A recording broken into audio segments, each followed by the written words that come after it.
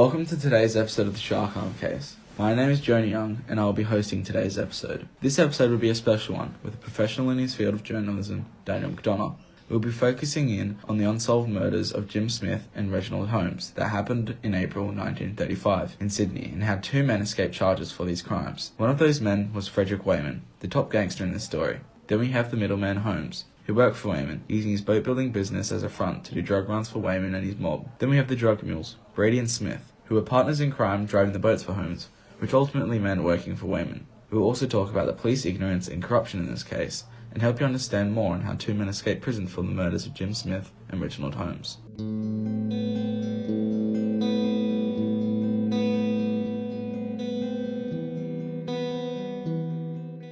So Daniel, give us a timeline of what exactly happened in this case. It all starts on the 17th of April 1935, when a fisherman hooked a small shark off the coast of Coogee that was then swallowed by a larger shark, allowing it to be caught too. The fisherman took the larger shark to the nearby aquarium to make for a wonderful attraction for the following Anzac Day on the 25th of April. The shark began to act strange, appearing ill. Suddenly there was a commotion in the pool, and as spectators watched, the shark vomited up a human arm. At first the incident was presumed to be a tragic accident, but after a medical examination it was revealed that the arm was not actually bitten off by a shark, but rather removed from the body with a knife or a sharp instrument. This then turned the tragic accident into a murder case. From what I remember, wasn't the arm so well preserved that they were actually able to make out like a tattoo on the forearm? Yes, they were able to make out a tattoo of two boxes shaping up. Edwin Smith, Jim Smith's brother, had read an article about the shark which had a picture of the tattoo accompanying it in the newspaper. Edwin contacted police suggesting that the arm could belong to his brother, Jim Smith. They obtained fingerprints which confirmed that the arm had belonged to Jim Smith,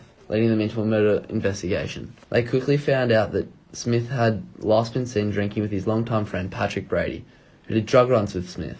They were at the Cecil Hotel in Cronulla. They later returned to a cottage that Brady was renting just off the coast of Gunnamatta Bay. Supposedly a mattress and a tin trunk had gone missing from the cottage. This made police suspicious of Brady murdering Jim Smith and putting the body in the tin trunk. If he was in a tin trunk, how did one of his arms get eaten by a shark in Coogee? And what was Brady's motive to murder Smith? Weren't they best mates who did drug runs together?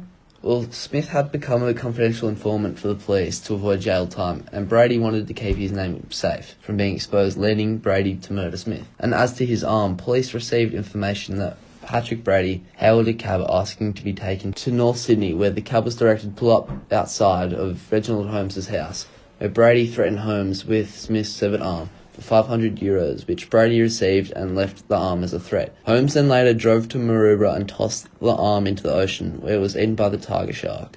So why was Brady never arrested and charged if the police have all this information? Well, the only problem was all of this evidence was circumstantial, and they had no solid evidence against Brady, which led to the case stalling until the 20th of May, when Holmes left his boat shed in a speedboat and sped out onto the harbour and supposedly attempted suicide with a pistol, where this was proven false due to the fact police searched his boat and found no pistol. Police later figured that Wayman had attempted to murder Holmes, which led to a 4-hour chase out past Circular Quay. I remember reading about this commotion in the harbour. They went through the mid-morning ferry traffic right down Sydney Harbour until Holmes finally gave out of Sydney Heads. It was chaos. Yeah, and once Holmes finally was caught, he was arrested and started to talk, agreeing to be a witness against Brady, who police had charged with the murder of Jim Smith. So now the police have even more evidence and even a witness. How come no one was charged with the murder now? Well, at 1 in the morning on the 12th of June, just hours before the start of the inquest of Smith's death, Holmes' body was found slumped over the wheel of his car,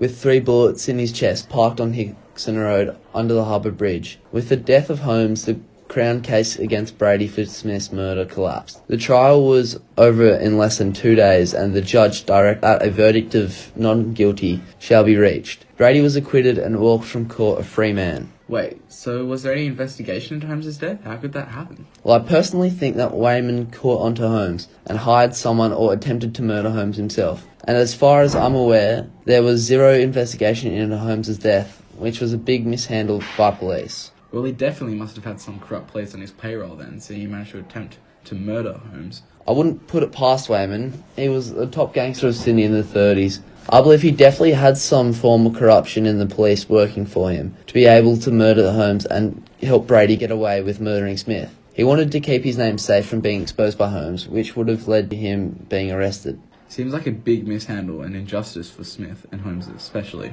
seeing there was no investigation at all into Holmes' death. I've often wondered what could have happened if Holmes went to the police sooner with Smith's arm turning in Brady and Wayman. This could have changed everything, actually. That one move could have made the whole outcome. Although it's possible if he went to the police that they would have been on Wayman's payroll, leading him to Holmes sooner. Well, maybe that's why Holmes never went to the police then. He knew it would be turned down and it would be inevitable that Wayman would get away with it.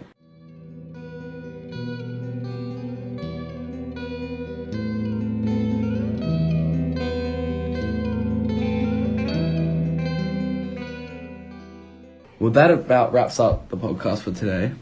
This case was such a detailed one for the 1930s. The whole mob conspiracy theory is definitely an interesting one, but nevertheless, the police definitely dropped the ball with this case regardless. I feel that if this were to happen today, I would hope that what seems to be such an open and shut case would result in a man behind bars and the family of the victims left with closure.